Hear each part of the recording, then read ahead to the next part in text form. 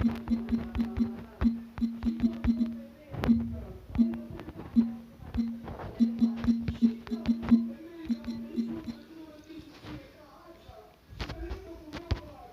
of Season Sale. Reduceri de până la 60% la toată colecția toamnă-iarnă. Intră pe otter.ro. Dragoș Stoica este actorul care îl imita pe Gigi Becali la Mondenii, unul dintre cele mai savuroase personaje din gașca de la Prima TV, postul care difuza respectiva emisiune. Dragoș Stoica a mai dat viață și altora, atunci când făcea parte din echipa Mondenii, precum Corneliu Vadim Tudor, Ion Cristoiu, Emeric Ienei, Ion Iliescu, Nicolae Guță, Nicolae Ceaușescu. La 52 de ani, Dragoș Stoica este de nerecunoscut, cum arată în prezent, la 52 de ani, Dragoș Stoica, alias Gigi Becali de la Mondenii. După un succes fabulos cu Mondenii, Dragoș Stoica a părăsit echipa de la Prima TV, fiind cooptat în grupul Divertis la Antena 1. Spunea că motivul plecării sale din grup ar fi fost anumite nemulțumiri legate de emisiune. Am avut mai multe nemulțumiri legate de anumite componente ale emisiunii.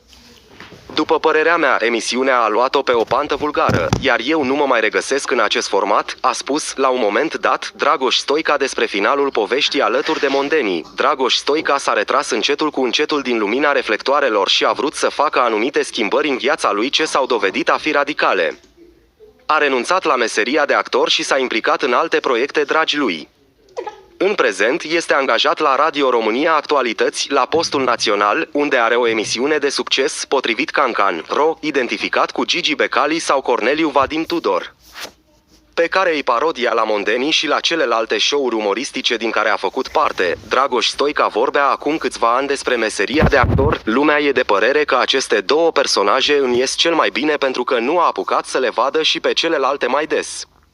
Și în politică și la televizor, omul vede ce îi se dă.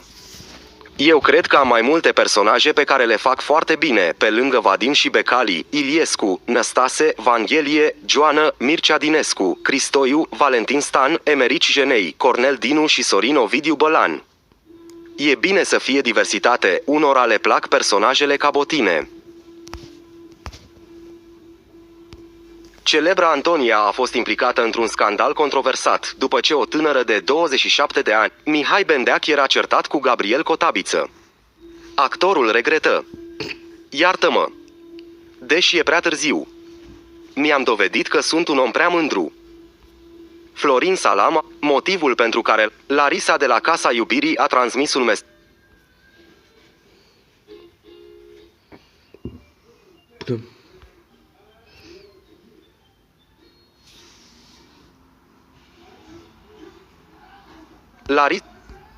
Eliminare.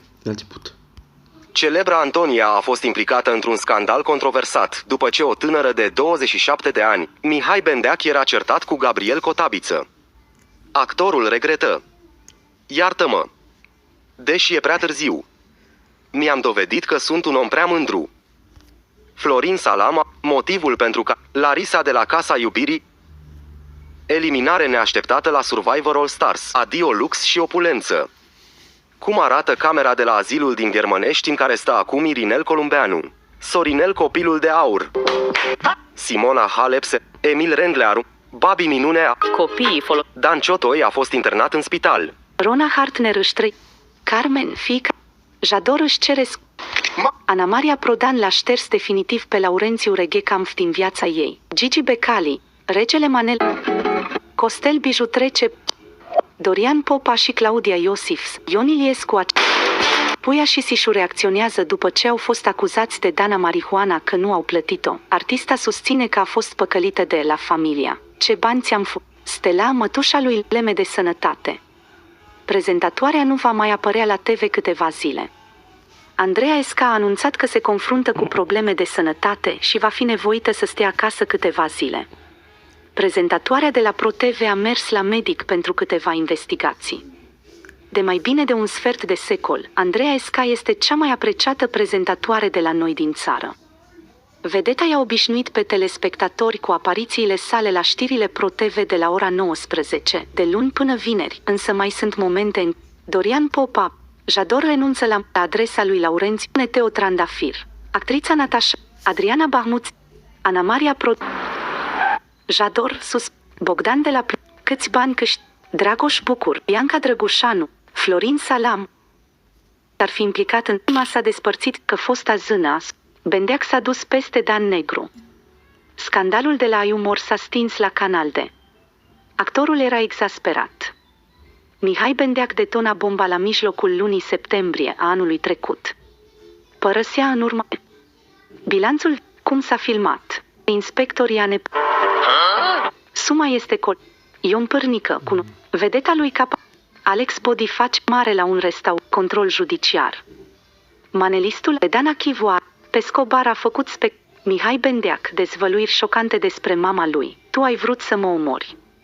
Se poate spune că nu aduce ziua. Oanei Zăvoranu a fost Teo, Vio și Costel, jurația emisiunii Stand Up Revolution. L-a înjurat pe Mircea Badea în podcastul Între Show-uri.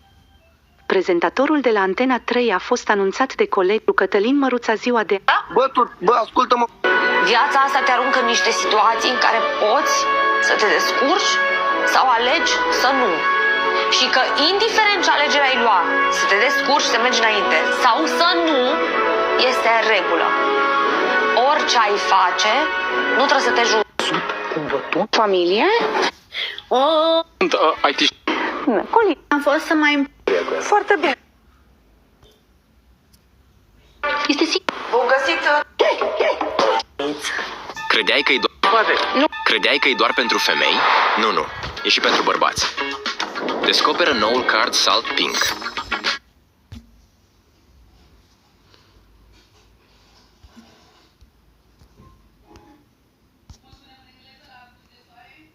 Mihai Bendeac revine în televiziune din 2025, după cum a anunțat chiar el săptămâna asta. Tot el a mai spus că și-a...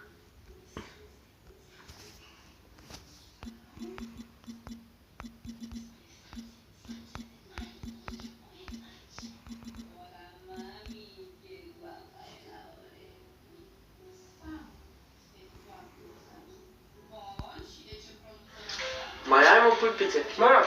Pățești și-o. Vrei tu? Ia.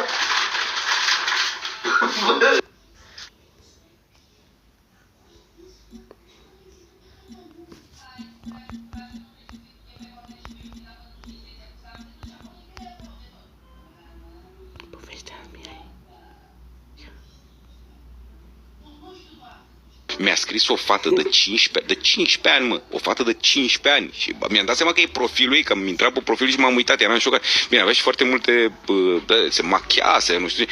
Bă, o fată de 15 ani mi-a scris, arată-mi pula.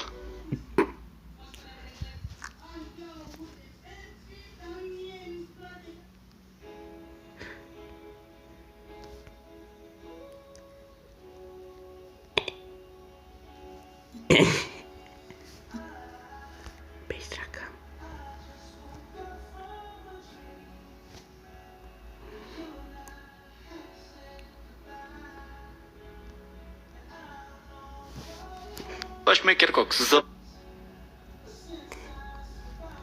Vara asta apare strike-ul Cireșe în România. Trimite asta prietenilor tăi. Compania a anunțat că începând cu 18 august 2025 a murit cu atenția cu câteva minute pe Minimax a apărut asta. Copiii din toată România s-au speriat, la fel ca pe canalul din Italia. Acum câteva minute pe toate ecranele din România pe Minimax au apărut aceste două imagini consecutive și nimeni nu știe ce se petrece.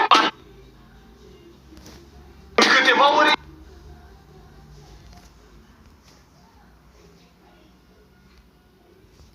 Și asta e colecția... Nu știu cum să mai facem un... Da. Deci fiți atenți, din... Nu. Nu. Ce vrei? Nu. Nu ne mai jucăm nimic. Ce vrei să ne jucăm? Nu. E, doar vrei. Nu.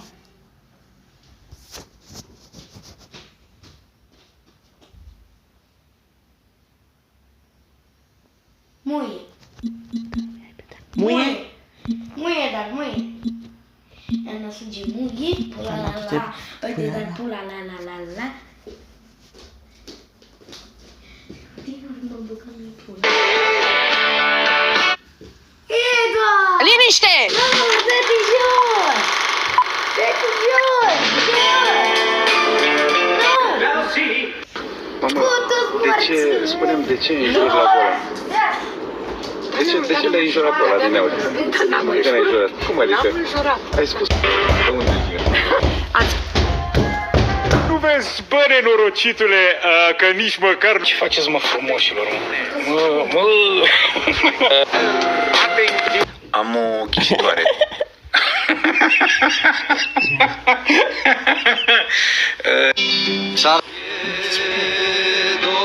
Ieri am avut o...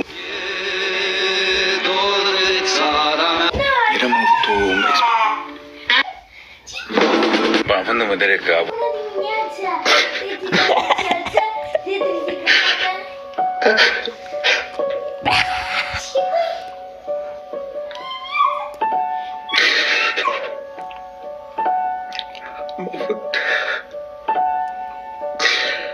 M-a avut cel mai oribil ajun de Crăciun. Eram ieri. Eram în vizită la o prietenă care e în spital săracă, foarte grav. M-am dus până la ea că de filma niște story-uri pentru o campanie. Muie. Ce se întâmplă când s-o Și pula? când am ajuns... Câțuțe pula. Ăsta este pentru Anaciuțe Muie. Nu, n-am să încep să fac ironii despre... A venit momentul să vă arăt covoarele de... Și la ăla cu Mihai Bendea. Țara noastră-i țara noastră, dulce pajiște alba. Eduard, vrei să facem un traseu? Facem un traseu? Facem? Da. Da. Tot o să morți mai decât să n-am mai timp, băga mi Mi-a scris o fată de 15 ani, mă. O fată de 15 ani. Și mi-am dat seama că e profilul ei, că am intrat pe profil și m-am uitat. Eram șocat. Bine, avea și foarte multe... se machiase, nu știu ce. Bă, o fată de 15 ani mi-a scris, arată-mi pula. O fată de 15 ani. Nu vă trage nimic. Hai, doar, că mi-au juseturi, tu pregătești acolo. Vă traseu? Da, hai, pregătești. Pregătește jucării. Pregătește plușuri. Pluțuri? Plușuri. Pluțuri? Da.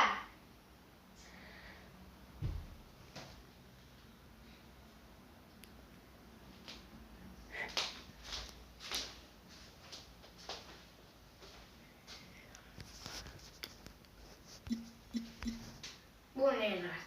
Gata, că m-am încălțat. Povestea de... Eduard, dar stai puțin că trebuie să mă spăl și pe dinți și pe ochi, da? Da. Stai puțin. Eduard, Da. pregătește plușuri. Te rog frumos. Da, hai, ca să faci Ia aici, traseu. frate, Octavian Beneac. Edu, nu te mai râdești, pregătește plușuri ca să facem traseu.